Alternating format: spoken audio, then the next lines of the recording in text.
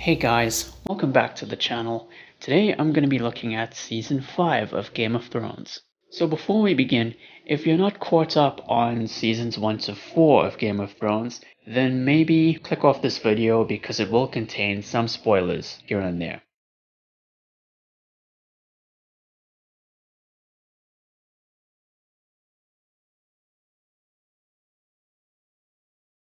So after the murders of Joffrey and Tywin Lannister in Season 4, many of the characters are entering new territories and a lot of new storylines are being set up from this point onwards. So this season gets a lot of flack for being one of the weakest seasons of the show. As some fans claim, the show died with Tywin.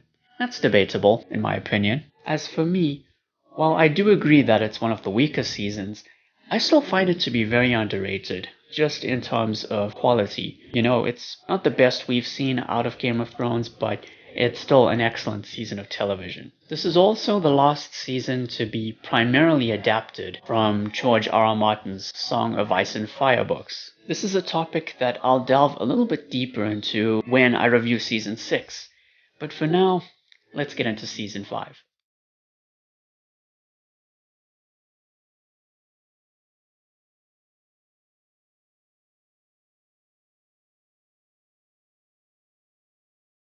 So first of all, Jon Snow is now the Lord Commander of the Night Watch, but under the rule of Stannis Baratheon, considering he pretty much came to the Night Watch's aid and saved them from being eradicated by the wildlings.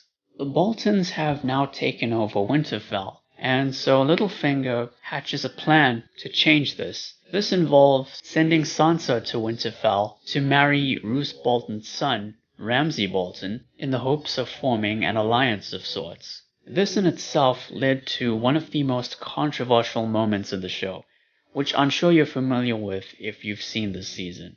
Theon is still a prisoner to the Boltons and is also in Winterfell with them, but at this point, it seems like he's had enough of it, and he wants things to change for the better.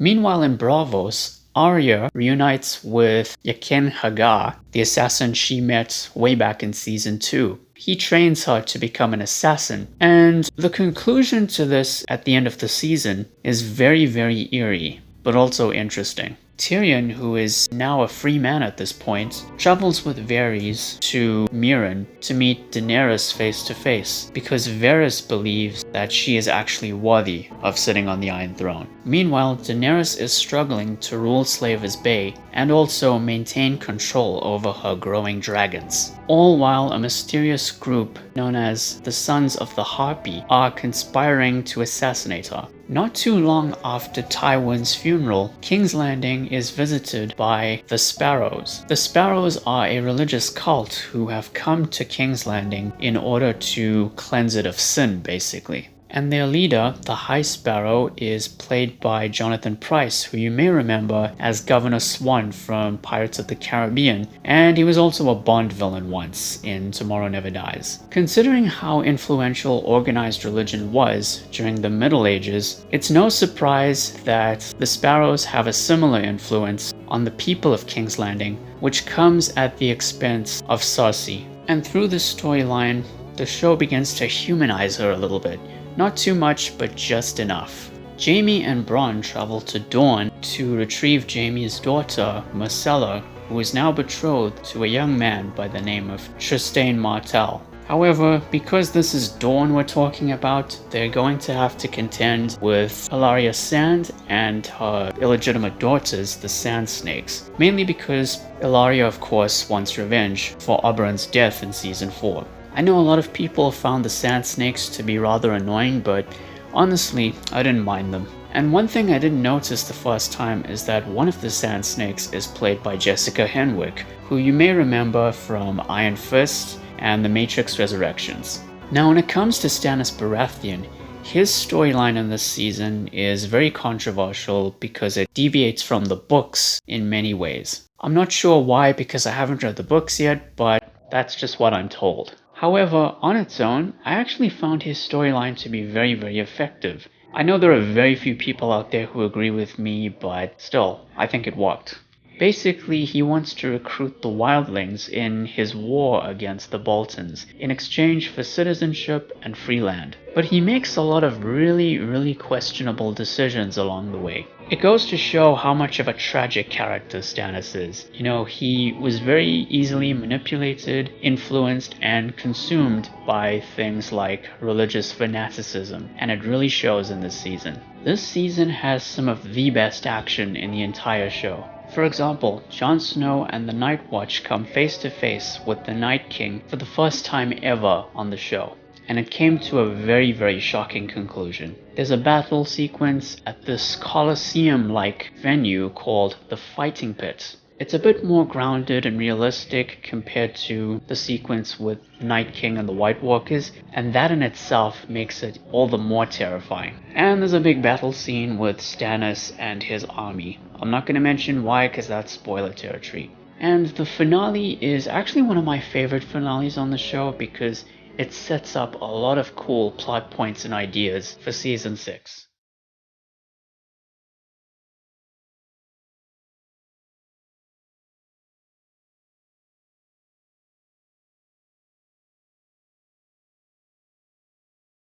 Now, the only gripe I have with Season 5 is the same problem I have with Season 2, and it's the fact that it suffers just from being a setup season, because that's what this season is. It's mostly just setups for what's to come later on in the show, and there's very few payoffs. Plus, there's also the fact that Bran is not in this season at all. Now, some people may have been confused by this. They might have assumed that D&D didn't know what to come up with for Bran this season, so they just waited until Season 6.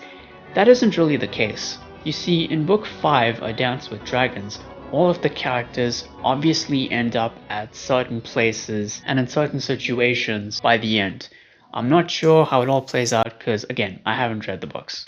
But according to D&D, the same can't really be said about the show. You see, by the end of Season 4, Bran is actually ahead of all of the other characters, so if they were to continue his story in Season 5, he'd actually be even more ahead. So it seems like they needed the other characters to kind of catch up with him. Otherwise, everything will be all over the place and nothing will pan out properly. And if you're looking forward to the big action sequences, you're gonna have to wait until the last 3 episodes. And the weirdest part is the fact that Season 5 was adapted from not 1, but 2 books worth of material. That coupled together with the absence of Bran, the fact that it's set up for Season 6, all made this season feel like not a whole lot really happened. But other than that, I still really enjoyed this season.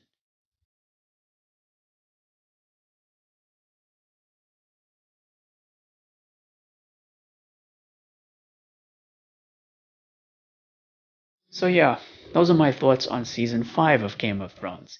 Next time we're going to be delving into Season 6, one of my absolute favorite seasons of the show, and the first season to comprise of mostly original material from D&D. So thank you all for watching, guys. Please be sure to like the video, share it and subscribe, hit the notification icon. Be safe during this time, and I'll see you soon.